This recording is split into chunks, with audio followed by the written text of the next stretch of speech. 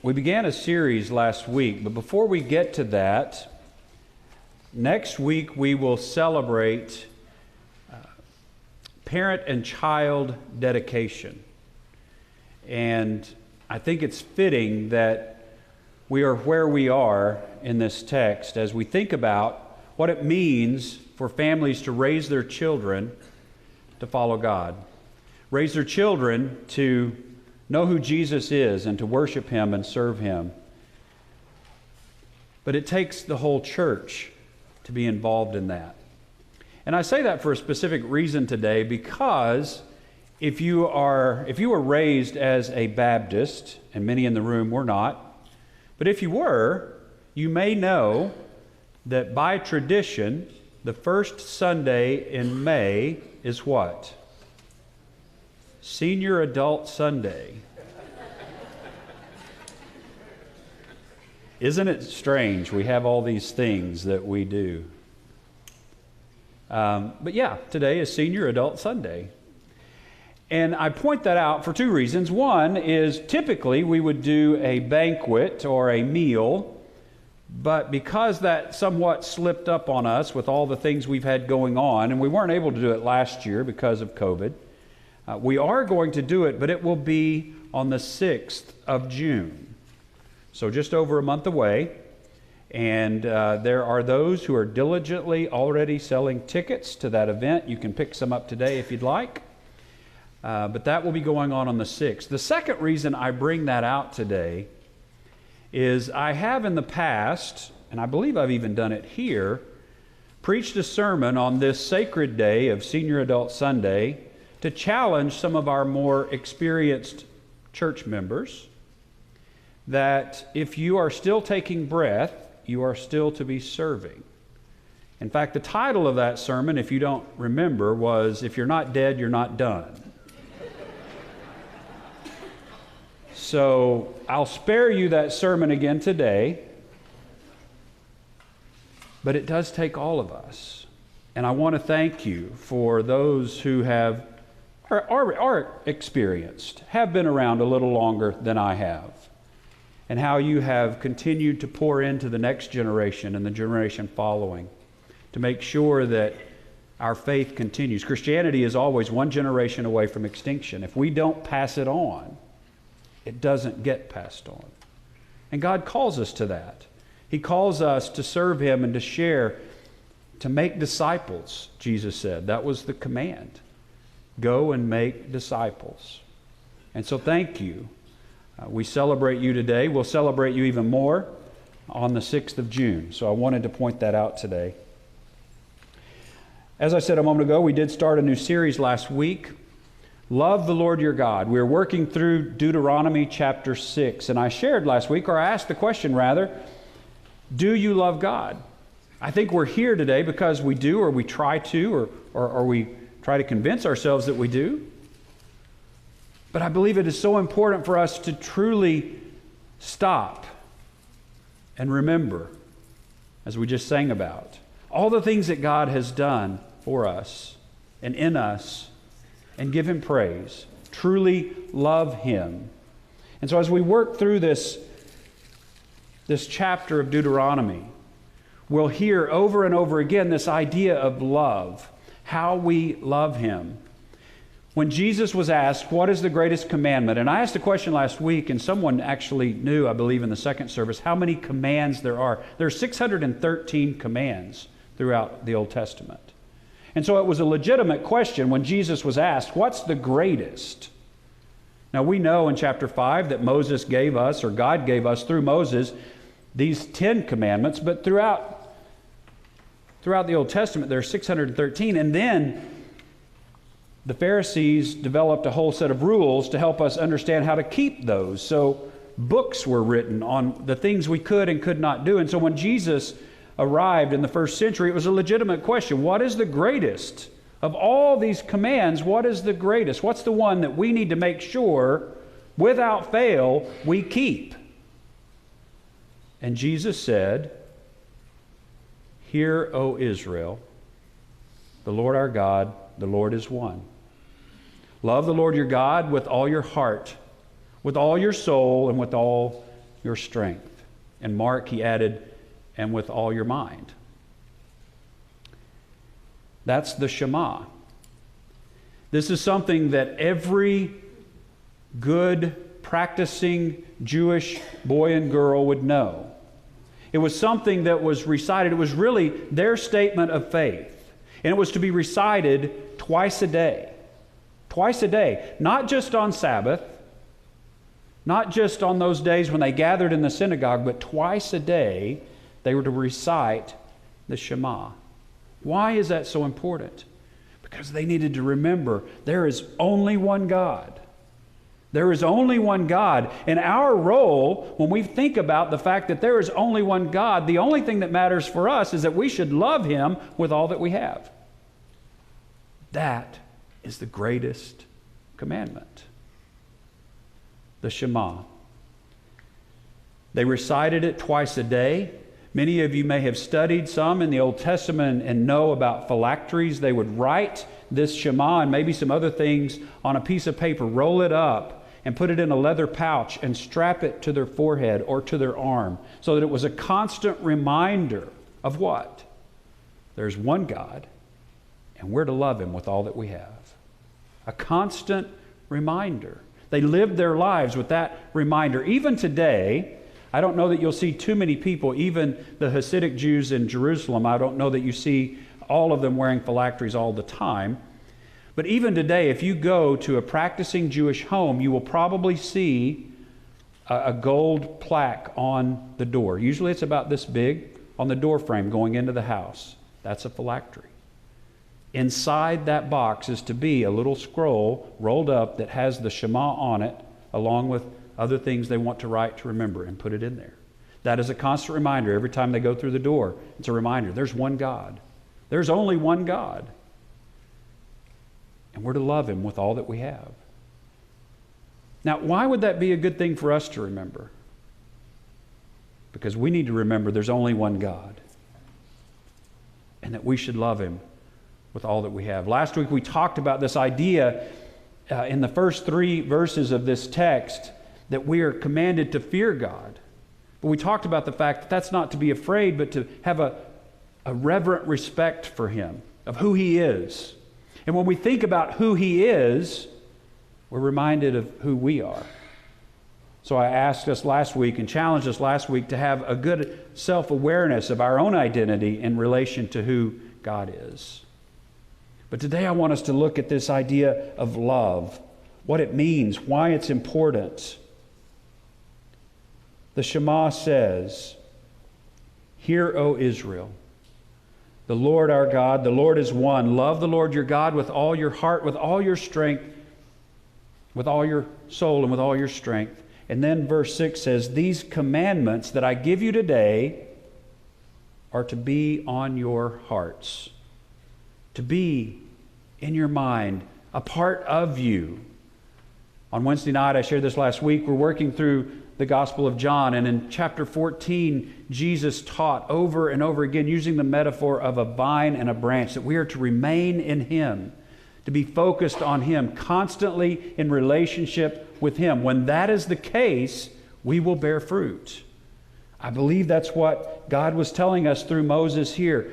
One God, love Him with all that you have. Keep that in front of you. These commands are to be on your heart. How easy is it for us to become distracted? Do you ever become distracted? Some of you are already distracted.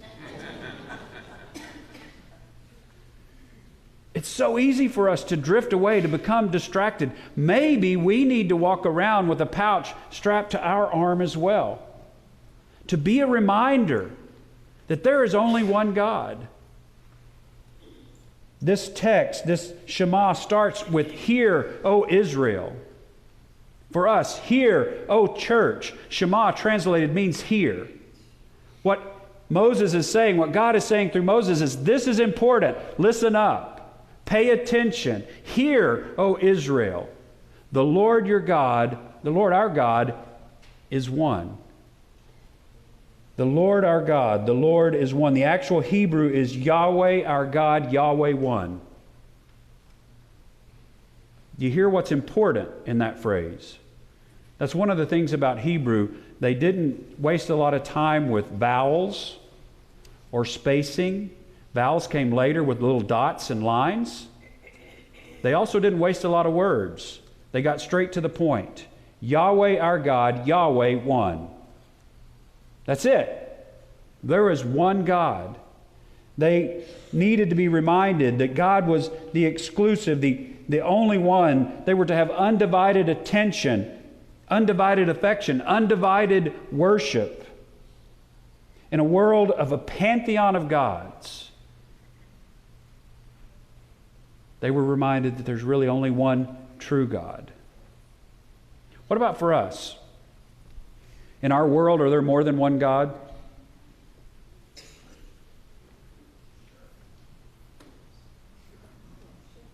I got all morning. Now, the answer is no. There's only one true God. But in our world, does our world recognize more than one God? Yes. What do we chase after? What do we dream about? What do we covet? What do we desire? Those can become gods. Power and fame, our moment in the spotlight, to be important, for others to look at us. At the heart of most of those, do you hear something? Self. Self. It used to be that it was unspoken. It used to be that that was something that you probably figured out if you thought about it. But nowadays, it's expressed. It's expressed. Just be you. You heard that lately?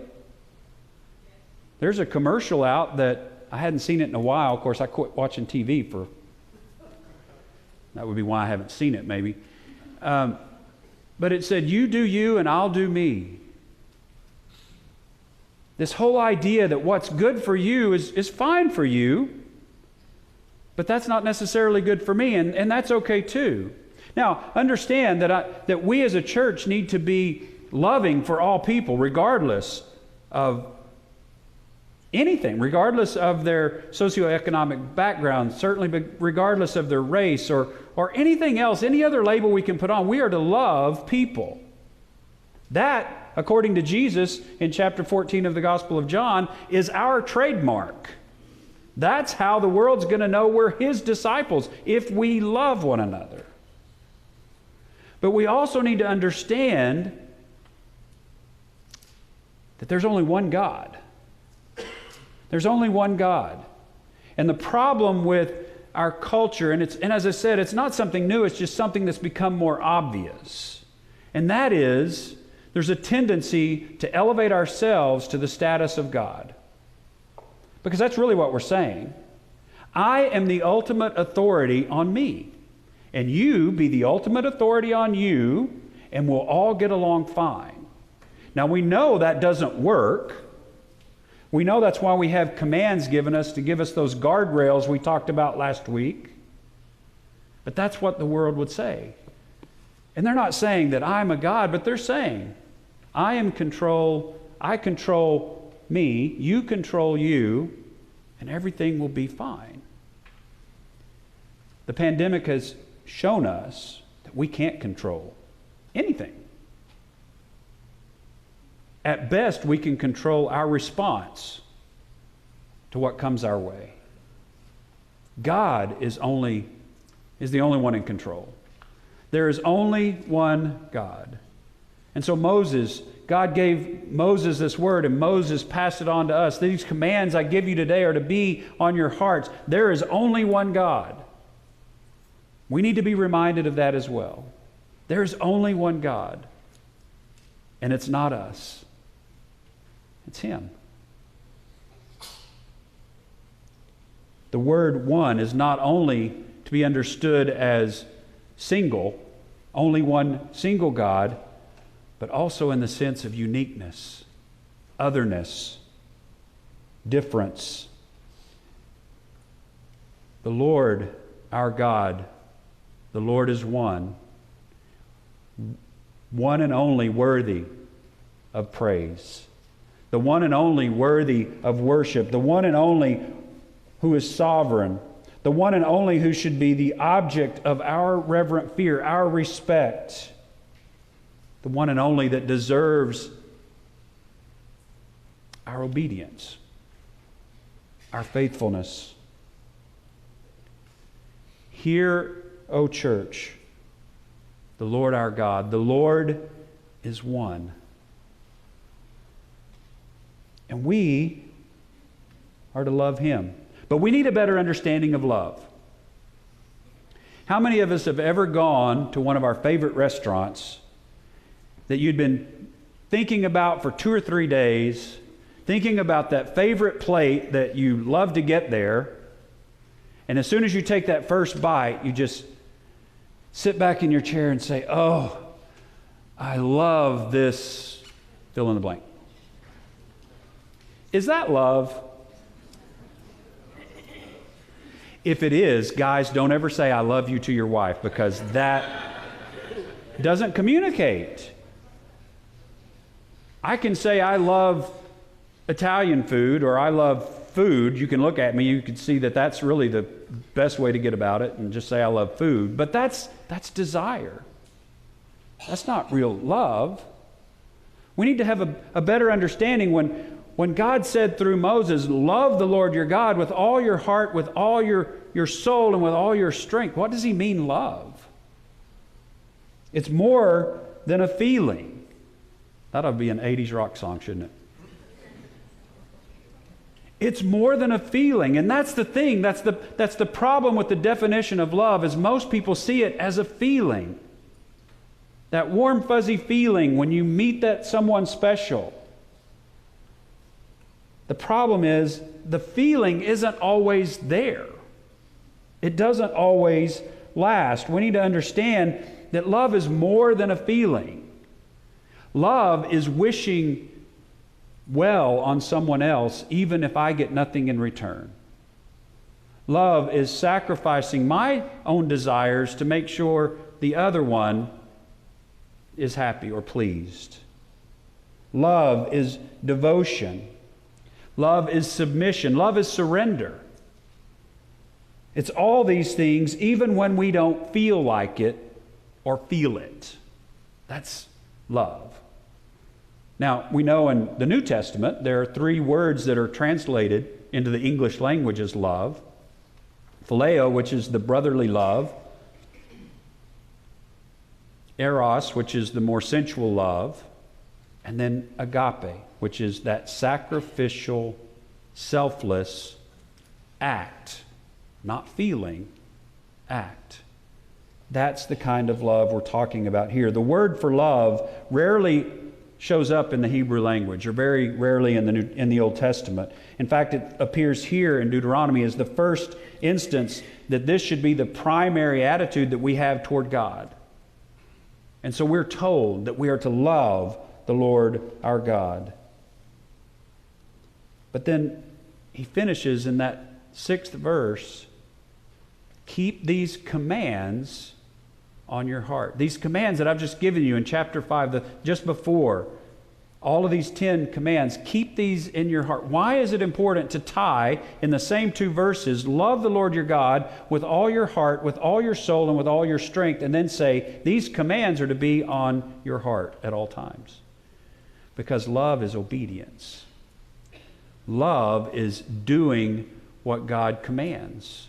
That's how we love Him. We talked about this last week. Man can't love God apart from obedience. Moses tells us to love because our obedience is not offered out of duty or obligation, but out of holy, reverent love. This love, this intimate emotion, expresses itself in devotion and single-minded loyalty that is lived out in obedient service. We love, and the way that we show that love with all of our heart, with all of our soul, with all of our strength, is how we live our lives to honor Him, to worship Him. Obedience. We talked about this last week, but we were created to love God, for fellowship with Him, to serve Him, to worship Him. That's why we are here. And so Moses reminds us that we are to love the one true God with all that we have. Truly love Him. Not just show Him appreciation so that we get something in return, but surrender, submit to Him. That's love. And we don't always feel like it. Some of us didn't feel like coming to church today, but you're here, whether here in person or joining us online. We don't always feel like it, but that's the commitment. That's the real love, to follow through with what we know to do even when we don't feel like it. We were created to love God, to serve Him, to honor Him. So love the Lord your God. And then Moses reminds us that it's not just sometimes. It's with all that we have. It's not just part of us, it's with everything. He says that we are to love with all of our hearts and our souls. That's a very common Hebrew combination. It just means that idea of the whole being, all that we have. That seat of our minds and our thoughts and our feelings, and that guttural part of us that really shows to be our identity, who we really are. Maybe someone that no one else knows, but only God knows. From that deepest part of us, we are to love with all that we have. Pearson Parker in the Interpreter's Bible says, the loving response to God's own great goodness requires the entire giving of the entire man. God deserves it. God deserves it. He is the one true God. He's the only God. He deserves our devotion. He deserves our love. It's a matter of heart and soul. This speaks, as I said, to our identity, who we really are deep down. All of who we are deep down. This may step on your toes a little bit. It does mine. But God doesn't want just part of us. And He doesn't want all of us just part of the time. See, we have this tendency that I'll give you Sunday mornings. Am I getting personal now? I'll give you Sunday mornings, but Monday through Friday, that's mine. That's not what God says through Moses. The Lord our God, the Lord is one. All these other things, these other desires, they're not God. Don't serve those. Don't pay attention to those. Love the Lord your God with all your heart, with all your soul, and with all your strength. That all of us, all parts of us, and all the time, these commands are to be on our hearts. It's easy for us, as I said, to get distracted. We say, Sunday morning, I'm going to focus. I'm going to focus on worshiping God. But Tuesday afternoon, life has happened. It's harder, isn't it? How many of us find it just as easy to worship God on Tuesday afternoon in the office or in the classroom as it is on Sunday morning here with wonderful worship music? Is it just as easy? It should be, but it's usually not. It's not for me. I'm just being transparent. And I work in the church. You would probably think, man, that guy, he worships all the time. I should. And the way that we live our lives should be worship. But are we always focused on Him? Do we always remember that we serve one true God? And that we're to love Him with all that we have, all of the time. Not part of what we have some of the time. And I believe that's why God felt it helpful to not only say, love the Lord your God with all your heart and with all your soul, but He also said what? With all your strength. This isn't always easy. We forget. We allow life to happen. We allow our focus to shift. He says, love the Lord your God with all that you have, all that you are, and stay with it. with all your strength. This is work. If you're married now or ever have been, you know that's work. Don't tell my wife I said that. She knows it. Real love takes work. He didn't say it would be easy. He said, love the Lord your God with all that you are and give it your all, with all your strength. God doesn't deserve all that we have or all that we are just some of the time. We are to be consistent, to be faithful, to love Him with all that we have. Are we going to be perfect in this? No. But every morning we need to get up with the attitude, may we remember, may we tie that phylactery, at least mentally, around our arm, and we wake up and we say, today I am loving God with all that I have.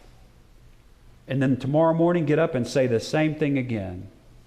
Because that's what He commands. The Lord our God, the Lord is one. Love the Lord your God with all your heart, with all your soul, and with all your strength. Stick with it.